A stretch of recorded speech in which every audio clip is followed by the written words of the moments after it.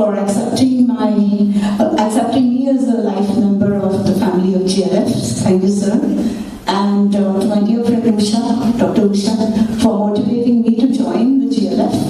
And of course to the GLF Trust, Dr. Radhakrishnan ji, to Adisar ji, for allowing me to make a small presentation, a work which my student, my PhD student has done in the nursing profession, to deal with the nursing profession. So it would go under the topic of medical and particularly to the nurses. As Tripati Sarji just said, it's like an ICU, very serious. So we are looking at the ICU and the nurse there in ICU. And a nurse, as we know, is a noble profession. And a nurse is someone who looks after an ill person and ensures that they come back to normal. But at what cost?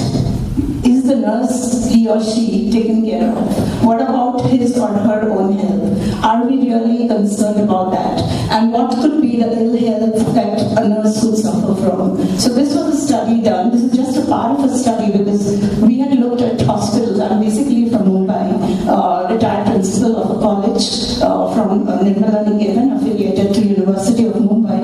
And as Dr. Usha said, it was my dream to come to Kathmandu. I wish I could have come earlier when I was a principal because, I could have taken the collaboration ahead with so many universities and organizations that I'm meeting here.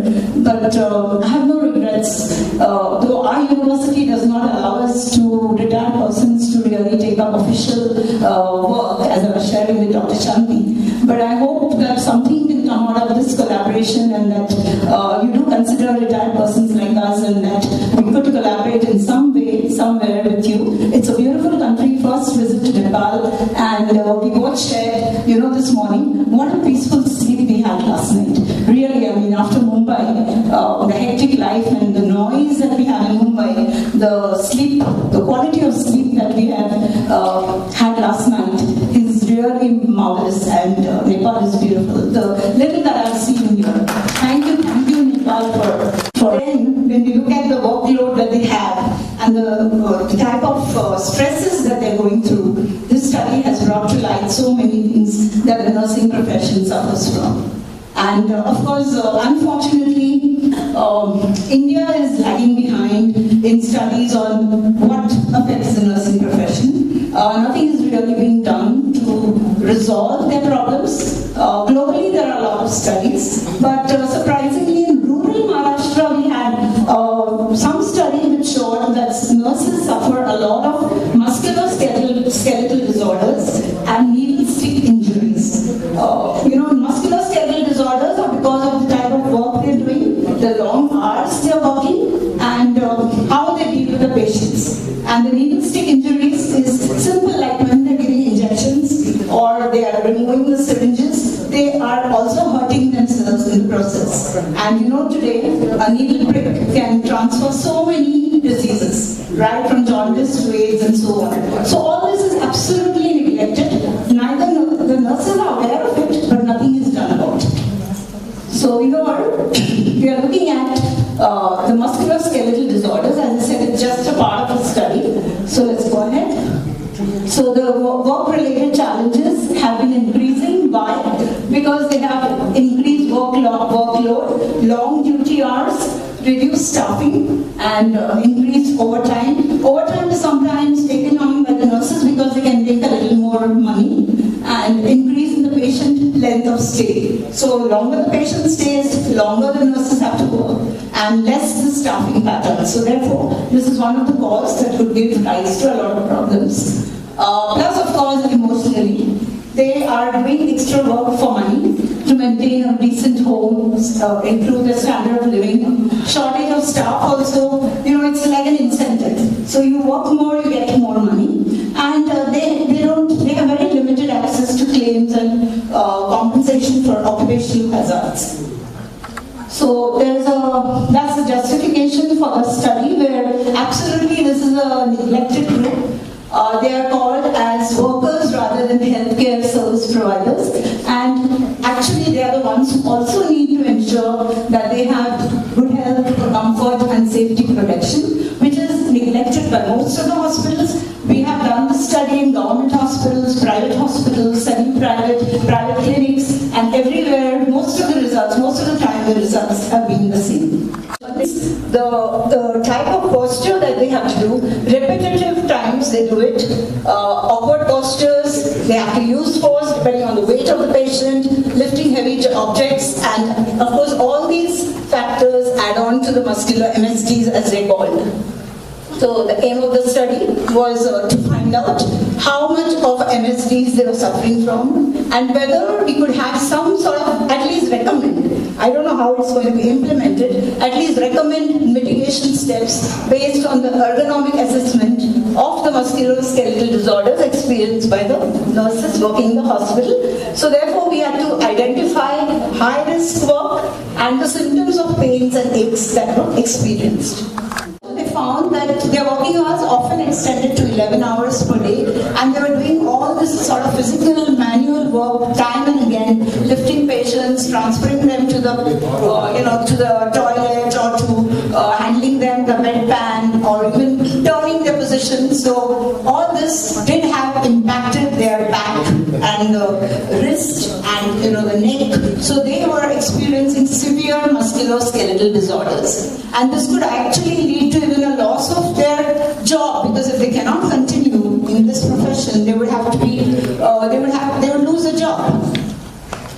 So it would work involve carrying at least 12 patients per day for about 30 steps, like maybe from the operation theatre to the room or from the toilet to the bed. So wherever this was the most significant high-risk factor for the onset of MSDs. It could affect, as I said, it could affect any one of us, even doing simple tasks at home. If you don't take care of a posture, it could affect us. So imagine these nurses who are doing this day in and day out, handling patients. So this was the most high-risk task that they were seeing. And again, this was, they were shown the basic areas where, and it was seen that the lower back was the most affected area where they experienced severe pain. And they also had other ailments like, hypertension, some of them had blood pressure, diabetes and so on. Along with that, this was a physical discomfort. They also had severe cramps in the legs, the wrist, forearm, all these areas experienced severe pain. Yeah, next. So that was this pain in the lower back, wrist, lower leg. What did it do? It interfered with the ability to work. And that's where we find fault with the nurses at times.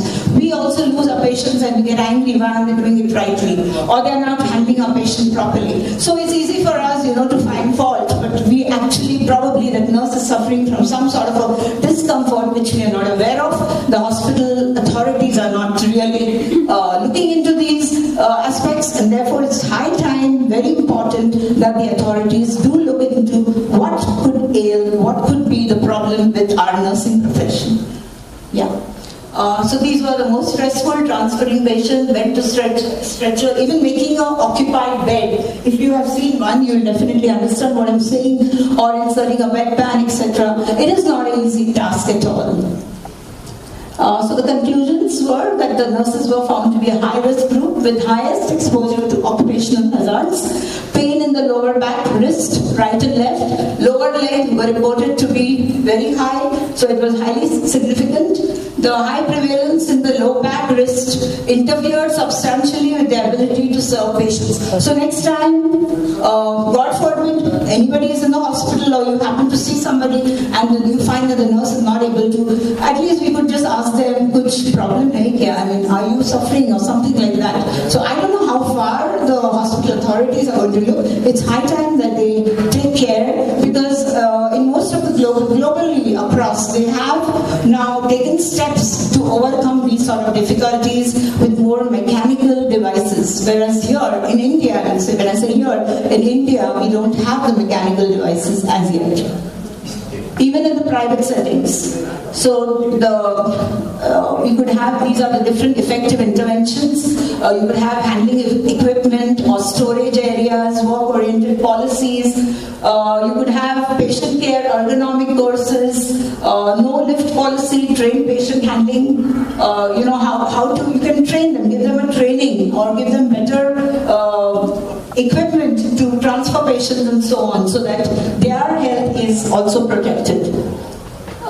This is a possible way forward, and we really hope it is looked into. We are sharing this with the higher authorities, with the medical organizations, good ergonomics, which should be a part of the nursing curriculum, regular refresher courses, hospitals to be well equipped with all the necessary lifting equipment, and that should be in a working condition and stored. What happens is hospitals buy a lot of equipment which is never used. It is put into a locker and never used, and then of course it gets spoiled and it's gone. So just the money is spent, but nothing is done about it. So it's high time that this needs to be looked into and have design interventions to be planned to reduce the occurrence of such kind of situations, and similar studies could be conducted in all Indian towns and cities. And now I'm looking at a possibility of, if you could even take this further and have something like this in Nepal as well, study the nursing profession here and how they are being supported by the government. So this is my brief presentation. I thank you all. Thank you very much. In Bharat-Nepal, Chairman Sir, for giving me this opportunity, and thank you once again.